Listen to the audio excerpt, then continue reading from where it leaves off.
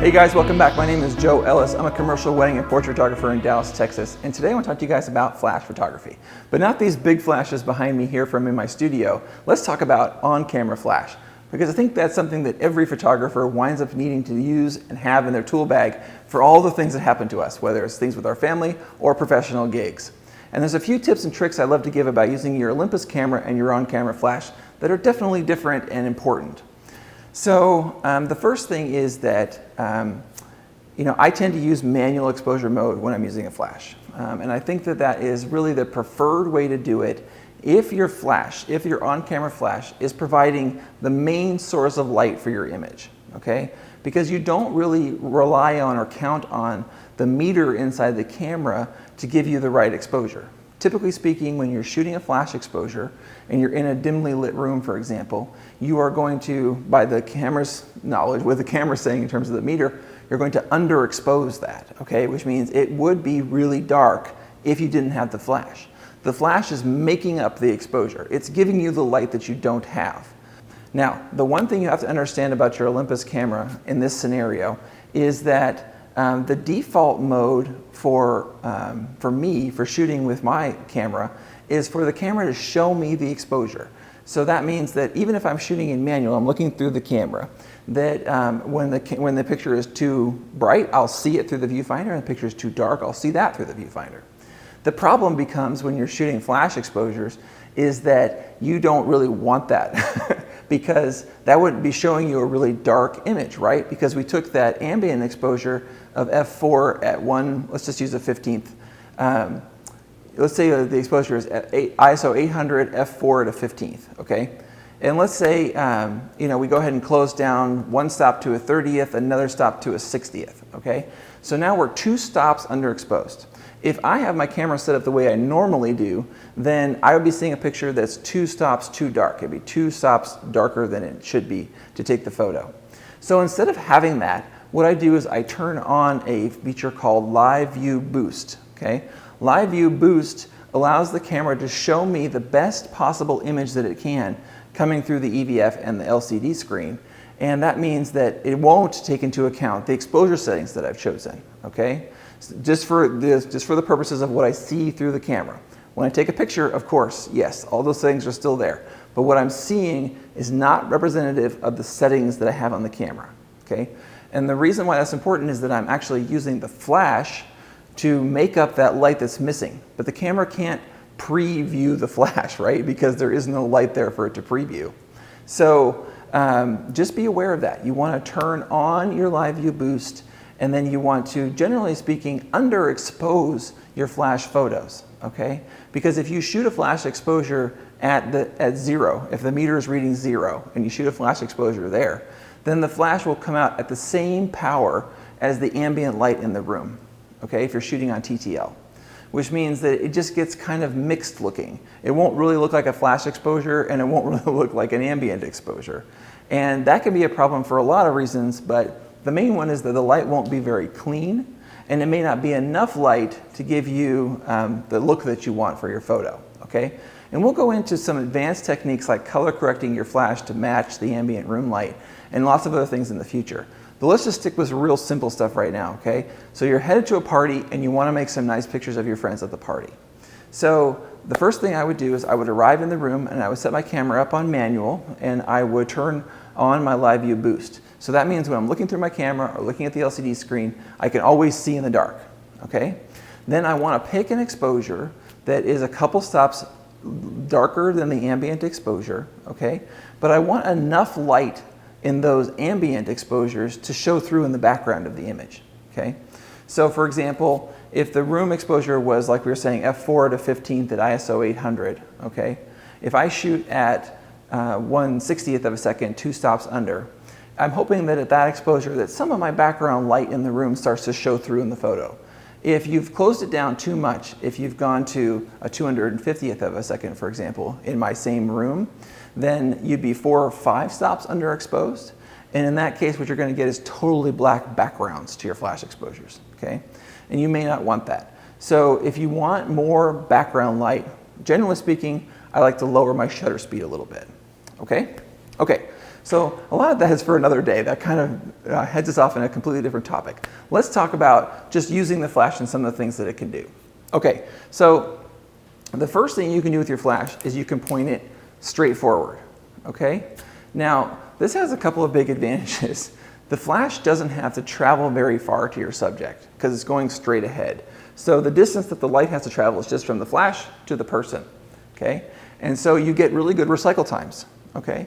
The other thing that's really nice about forward-facing flash is that it can be very flat. If you want a very flat look where there's no shadows on a person's face, then straight ahead might work, okay? But the problem is that it is kind of blinding, and it is very, I don't know, it's not very pretty if you were thinking about it aesthetically. And the reason is that there's no fall off on their faces. Generally speaking, when we're using big modifiers like these, softboxes and umbrellas and all that stuff, what we're really looking for is like some fall off. You're looking for some modeling on the face. You want one side of the face to be a little brighter than the other side of the face so that you get some nice sort of 3D effect to what you're taking a picture of. And so most of the time, photographers who do this a lot will avoid straight on flash, okay? The next thing people do, generally speaking, is they point the flash straight up, like this. And there's a little bounce card inside a lot of these flashes that allows a little bit of the light to go forward.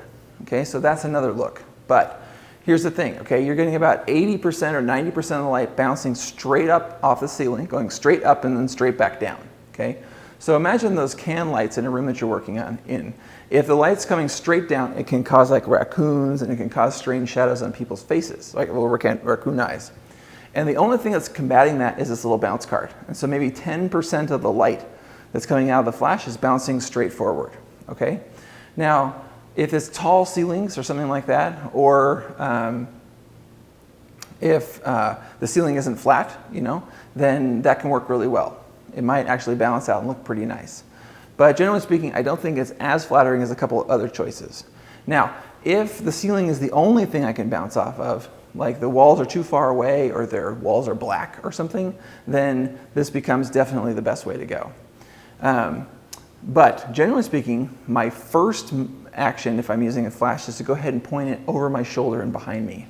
So that would be like this, okay? Now, a lot of people look at you strange when you do this for the first time because they're like, why are you pointing the flash directly away from us? That doesn't make any sense. But here's what's happening. The light from the flash is bouncing all the way off the wall behind you, spreading out, and then coming back to your subject, okay? And in doing so, it makes the source of the flash the entire wall, okay?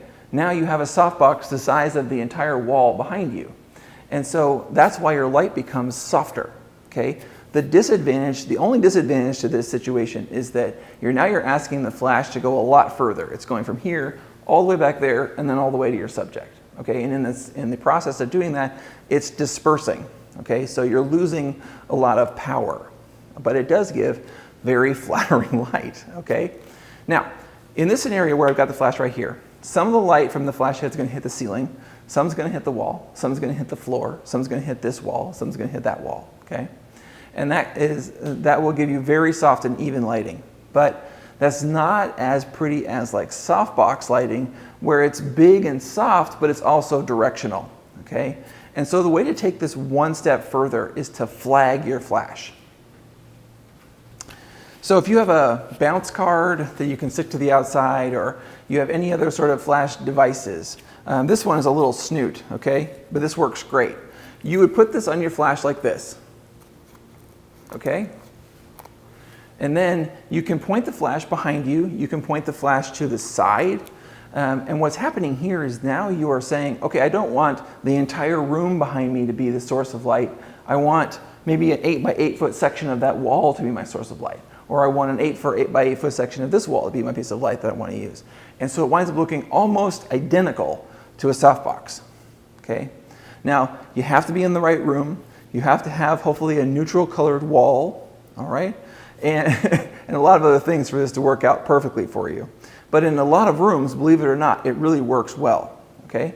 So if I'm taking pictures of, like, let's say I'm at a wedding reception, I'm taking dancing photos, I'm probably not doing this. I'm probably just doing this, okay? Because the action's happening is pretty, generalized, and the lighting in terms of modeling is not that important, so on and so forth, okay? So I'll go ahead and do this, or I might even be doing this on a dance floor, okay? And it's usually in conjunction with some other lights that are firing via radio control on my Godox flash units, okay? But if I'm shooting a portrait of somebody, let's say in the back of the reception room or in a hallway, or it's earlier in the day and I don't have time to set up my big lights, then my first go-to would be to grab some kind of flag for my flash and bounce it off a wall. And if I do that with one of these, I control the spill, and therefore I'm controlling the size of the light returning to my subject, and it's that much softer. Okay, so my beautiful wife has volunteered to be our model for the day. What I'm going to do is take a series of photos with this, shot in each of the different positions. And I'm going to take the photos on the computer and we're going to talk about the way that the light looks different in each of the photos. But that is sort of my tips on how I use on-camera flash. And we'll get into lots of other things in the future, like off-camera lights and firing in conjunction, and then of course studio strobes and modifiers and all that kind of good stuff. All of it is awesome. But sometimes the basic things are the things that you have with you, and oftentimes if I'm working really quickly, then my on-camera flash is what I have to kind of get me through. And so a couple of quick modifications to your strobe in terms of the way that it's facing, maybe putting a flag on it, can make an enormous difference in the look of the photo. So let's shoot a few pictures here, get these in the computer, and then see what we're looking at. Hey guys, welcome back. So let's look at some photos. So I just want to recap real quick. We have 4 flash techniques we're looking at today. Direct flash, straightforward, straight up with a little bounce card, bounce straight behind us off the wall, and then using a flag or a snoot or a grid in conjunction with bounce to control the spill of the bounce and give us even more control over where our lighting is coming from. Okay, so let's look at the photos. So the first photo here is direct flash. Now direct flash has a very certain look, and it's sort of what I call sort of DMV lighting. And that's not to say it can't be used successfully. I know there's some very famous fashion photographers that like direct flash, and it's definitely popular there. But for generalized beauty light, it's not one that you see all that often. But it is characterized by being very flat, a little bit harsh, kind of crisp shadows. And in this case, this is exhibiting all of those things. It does have some nice catch lights in the eyes. It's generally not the one I will go to if I'm ever shooting a portrait. It would be like my last choice. Now, on the right here is one of my go-tos, and that is just pointing the flash straight up with a little bounce card. Now, here are my notes on that one, okay? This is hugely dependent on the ceilings that you're dealing with. The further away the ceiling is, the more dispersed the light will become and the softer overall picture you'll make. If your ceiling is low, like let's say you have a 7 or 8 foot ceilings where you're working, then pointing your flash straight up is going to create very harsh lighting. Harsher and harsher and harsher, it depends on how low the ceiling is. If you're in a room and you're pointing your flash straight up and you're getting sort of those raccoon eyes or some real harsh shadows on people's faces or under their noses, then this is not a great technique for that. I would much rather see you point the flash at a wall or over your shoulder than to use this one. Now, in my studio, I have about 12 or 13 foot ceilings in there, and those ceilings are painted white. So this is a great case for getting soft light using bounce flash by pointing the flash straight up. I'm getting nice diffuse light. I'm getting a little bit of kick from that little card on the flash, so a little pull-out card. And overall it's very successful. But this one among all of them is definitely one you need to pay attention to your environment, because it will change drastically based on where you are. If you're in a cathedral or you're in a room with 25, 30 foot ceilings, pointing that flash straight up is asking for a lot from the power. And that just brings me to the point that if you are bouncing your flash, if you are pointing your flash up or behind you or to the side or whatever it is, you almost always have to use flash exposure compensation. And on Olympus cameras, you can get to that via the super control panel if you're using an Olympus flash. And it's right there. It's on I think it's on the left-hand side, halfway down. It's a little lightning bolt and a plus minus. And generally speaking, anytime I am bouncing my flash, I need at least +1 to +2 on my flash exposure compensation to get enough light back to my subject. Okay, so that's like my +1 is like I start at +1. And the reason is that, let's say we have a camera and we're focused 10 feet in front of us, okay? With direct flash, the flash has to go 10 feet. When we ask it to bounce, let's say the wall is 20 feet behind me. Now we're asking the flash to go 50 feet. We're asking the flash to go from camera 20 feet back to the wall, 20 feet back to me, 10 feet forward to my subject. And by making the flash work that much harder, we really need it to increase the power that it's outputting. So if you're using TTL, and everything I'm talking about today is TTL, we can talk about manual flash on another day. And most of the time, honestly guys, if I'm shooting portraits, I'm in manual mode on my flash. But if I'm shooting an event, sometimes I'm just doing TTL. So by making the flash move 50 feet, I have to give it extra power. And so I will start at +1 on my TTL on the flash, and I may go as high as +2 at times. If you get beyond +2, you're probably looking at a scenario where the wall is too far behind you and you need to come up with another strategy. So on this one here, you see a nice soft light. This is just bouncing straight up with the card. Now, let's look at the other two. So here is bouncing back. Now I want to first compare these two pictures. This is bouncing behind me off the wall, and this is bouncing straight up. And what's interesting here is how similar these photos are, but I want to point out a couple of key differences. The one where I'm pointing back and to the side, I'm getting more shadow on one side of her face, more modeling. So here you can see there's more shadow on the side of her nose. You can see there's less shadow in the crease of her lips down here, versus on the straight up flash where we are getting a shadow under her top lip and we're seeing more even light on her face. So these are the nuances we have to pay attention to when we're looking at lighting. So for me, I prefer the one over my shoulder almost always, but I will use the bounce card straight up on occasion as well. But that's the difference. That's really all things being even, and my studio is a very forgiving, easy place to shoot. Then this is the difference in the two. Now usually something about the environment will cause me to use one or the other, and it's not like I get to pick between the two. But if you are in a scenario where you have a great ceiling and you have a great wall to work with, this would be the decision that you're making. Okay, so let's talk about my favorite, and that is this one here. So in this image here, the wall, I'm bouncing the flash straight to my right off the wall, and it's coming back to her. And I've got it snooted so that none of the, or a lot of the light is being blocked, so it can't spill all over the place.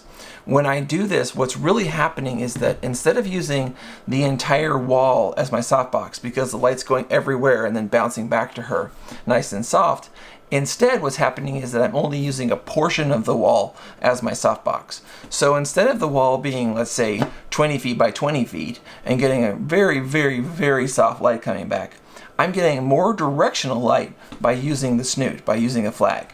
And what that means is that I have better fall off and more wrap on my portrait. So if you look at this picture here, you can see we're getting a nice fall off from side to side. And I'm gonna guess, just based on the distance that I was probably exposing 8 by 8 feet, a circular portion of the wall. So I'm getting a really big softbox effect out of using this technique, given the distance that I was and the way I was flagging the light.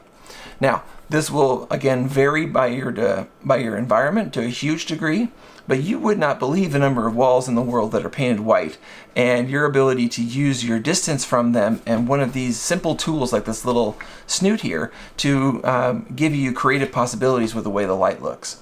So if I'm trying to make a really pretty portrait of somebody and I am run and gun, I've just got my flash on camera, then this little snoot or a little flag or something I can do to control the spill of the light if it's bouncing really makes a gigantic difference in the overall look of the finished picture.